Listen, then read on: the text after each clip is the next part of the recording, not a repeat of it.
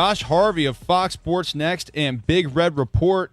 Josh, thanks for joining me, man. First and foremost, as Nebraska loses Abu Laman to South Carolina in Spurrier, how big of a loss is that, do you think? Well, I mean, is it a loss or is it, he picked something else? I get what you're saying. I don't think it's a huge, because like I said before, I think Peyton Newell, jumps on here in about a month.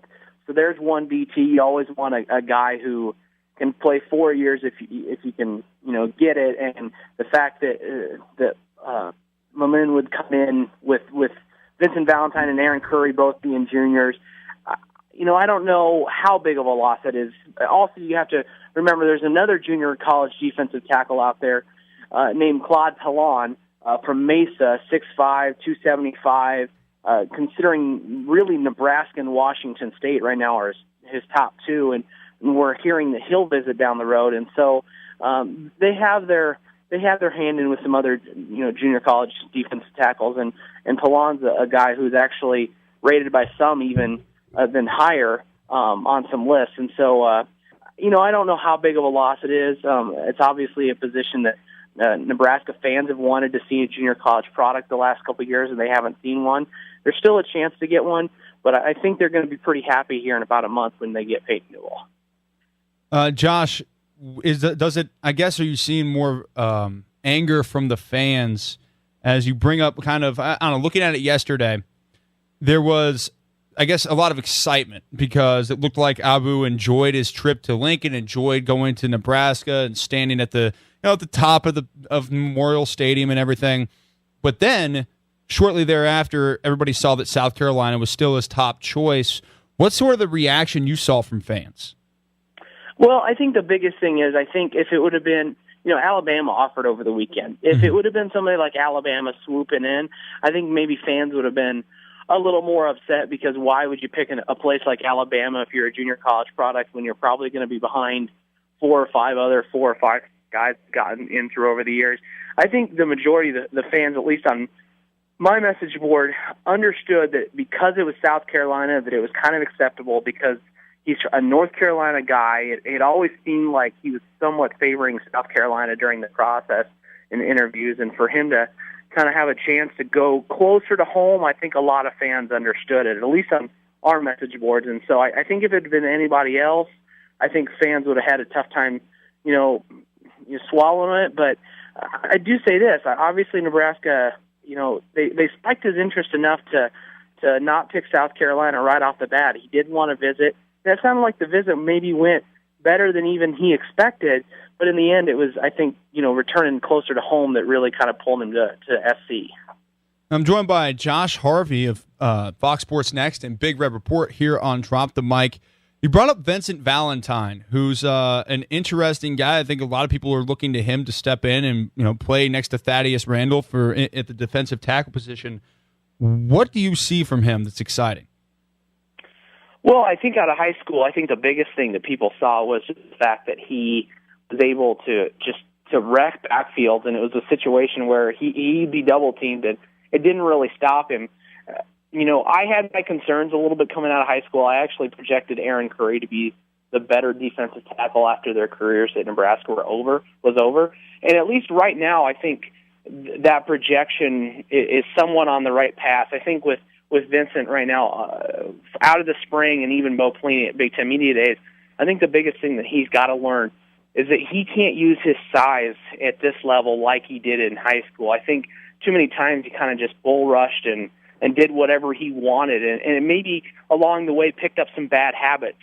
And now we're hearing some stuff, too, about how not only can he not do that anymore, but there's also instances where, the third or fourth play of a series, he kind of just takes off, and he just really can't do that at this level because a lot of these guys, a lot of these offensive linemen are just as big as him.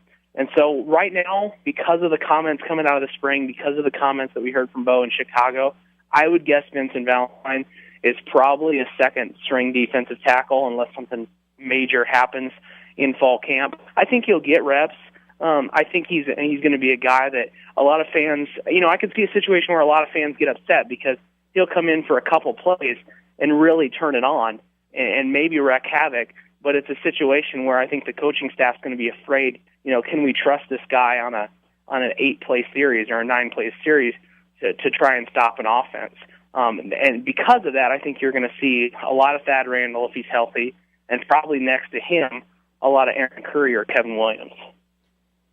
Joined by Josh Harvey of Fox Sports Next and Big Red Report. You bring up Aaron Curry, obviously quite a bit smaller than Vincent Valentine, but what do you see from him that makes him possibly the better option next to Thad Randall? Well, I think he complements Thad Randall a little bit better than Valentine. I think I look at Randall and I look at Valentine, and I think they're very similar players. Like you mentioned, they're a little bigger.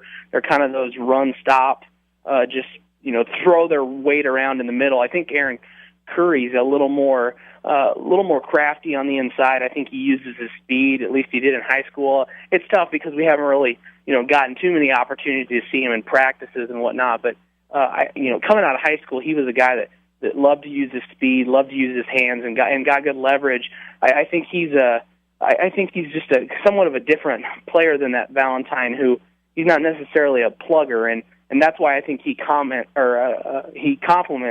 Thad Randall really well, and I think that's why we'll see him and a Kevin Williams type who's a little smaller, and you'll see Thad Randall start at the other defensive tackle with a Vincent Valentine behind him, because I think ultimately those two they're very similar player, and I think because Randall's healthy, he's going to get the nod over Vincent. Josh, a lot of people bring up the SEC and the fact that they continue to grab recruits, and a lot of times when you try to grab an SEC guy, it's almost to a lot of fans, it looks like a waste of time. Why should Nebraska kind of abandon recruiting in the Southeast? Well, so why shouldn't? Why should or they shouldn't? Because a lot of people are thinking, why waste time going after guys like an Abu Laman who have the connection to the Southeast and probably are going to go to the SEC? Why spend time trying to recruit those guys instead of going after guys in different regions? Because you're always going to find the guys that decide that an SEC offer and going to play there isn't necessarily the right fit for them. Some of those guys, they want to get out of the SEC, or let's face it, a lot of the SEC schools have been recruiting so well over the years that some of these guys can look at a roster and go, you know what, they've recruited 5 other guys like me over the last 2 years. Why not go to a place like Nebraska? Why not go to a place like Wisconsin where I can be not one of a kind, but maybe have a greater chance of seeing the field? I still think that means a lot to kids, and I still think there's a handful of kids out there who really kind of break it down and go with more a judgment based on everything compared to maybe the sexy pick like an SEC school at the moment. So I still think you got to recruit places like Louisiana where you've had success over the years. You got to keep recruiting a place like Florida where you got even a couple you got at least one commitment in the class this year. They've had a couple over the last couple years. I still think you got to recruit in those places that you've pulled some kids over the years. Yeah, maybe you get out of states like Tennessee. Maybe you get out of states like Georgia, even though you got a Monty Cross a couple of years ago, because you haven't had much success there. But I will say this, Nebraska really hasn't recruited those places heavily compared to the Ohios and the Texases of the world. Really, it's kind of started with the hiring of Terry Joseph. I mean, they recruited Louisiana and Florida before, but he's really been the guy to go into some of those other places like Georgia, like the Carolinas, to try and get guys. And so you got to give him time at the same time. If you're not going to abandon those places, you got to give him a little bit of time to try and work those relationships, because ultimately it comes down to trying to form a strong relationship with a high school coach, because he's the one that's going to ultimately end up, trying to push kids to your school. And so I definitely understand where fans are coming from. Why waste the time there?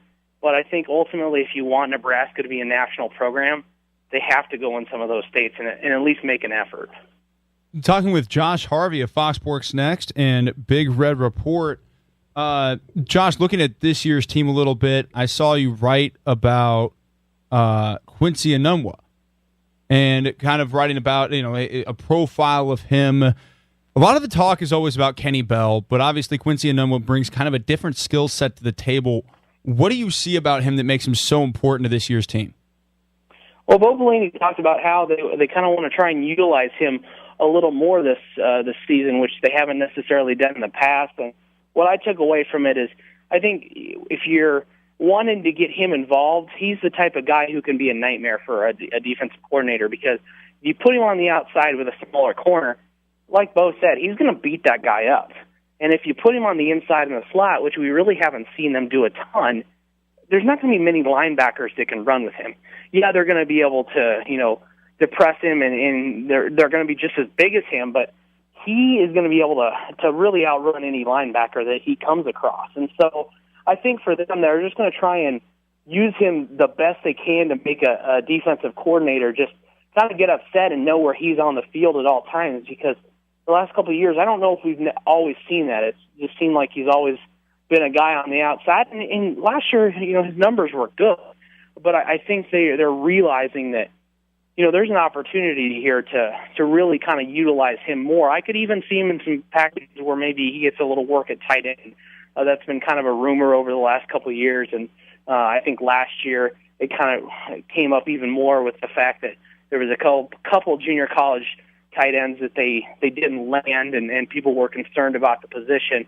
I could see some packages where he plays that as well, because let's face it, Quincy Enunwa, if people have seen him play, he's really physical on the outside. He probably blocks just as good as any tight end on the field. And so I really think for them, they're going to try and move him around a lot and make defenses really know where he is. Do you think that over the years, Quincy has been overlooked a little bit, maybe not so much by the team, but maybe the media and the people covering the Big Ten and Nebraska? Yeah, possibly. I think the numbers.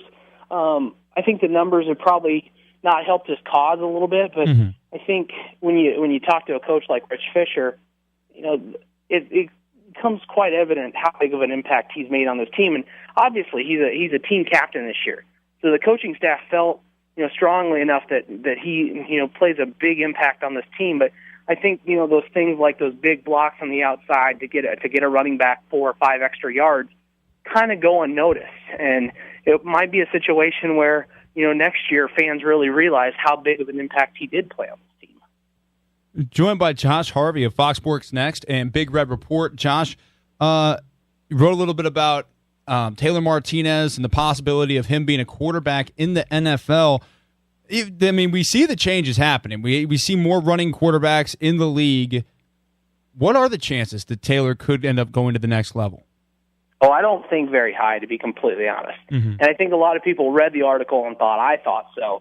I was just trying to get out what Bo's comments were, and I asked him about that because I remember strongly last year him talking about Rex Burkhead at media days, and so I wanted to hear his thoughts on Taylor. And if you talk to Bo, it seems like it's more than just him looking out for his guy. I think he honestly thinks Taylor has a shot, and he mentioned a couple times the fact that the NFL is utilizing guys more like RG3, in specific offenses. And so, can Taylor do it? I don't know. I think he would need just a big jump, or maybe even a little bit bigger jump from his sophomore to his junior year again this year. I think we would need to see even a little bit better mechanics. I think he would really have to kind of limit the turnovers. I think the combine is going to be huge for him, obviously with his 40, but I don't know. I think if I'm a GM too, I'm also worried about, is he going to be able to withstand with his frame, the type of hits that he would take in the NFL compared to college. I really don't know. I don't put those chances very high, but I've also learned over the last couple of years, Taylor just kind of keeps getting better every year, and maybe to stop down him. Yeah, and obviously I don't think anyone's looking at him to jump up to being a first-round pick or anything like that, but I don't know, I guess when I look around the NFL and I see the Brady Quinns and the TJ Yateses of the world, I figure, why not Taylor Martinez? Yeah, no, I think you bring up a good point, and I think, I guess it wouldn't surprise me at all if, we're talking about Taylor Martinez as a 6th or 7th round draft pick, or a guy who was one of the most coveted undrafted free agent quarterbacks, and he makes a roster because he's a third-string quarterback, and because, he works hard in the film room, and because also he can bring something to a practice, as a scout team player that maybe a lot of other quarterbacks can't when they're trying to prep for a guy like RG3 or a guy like Cam Newton because of his running ability. Yeah, backup quarterback's not a bad job if you can get it. No, definitely not. Definitely not. He's Josh Harvey of Box Sports Next and Big Red Report. Josh, thanks a lot for joining me, man. I appreciate it. Hey, no problem. Talk to you guys later.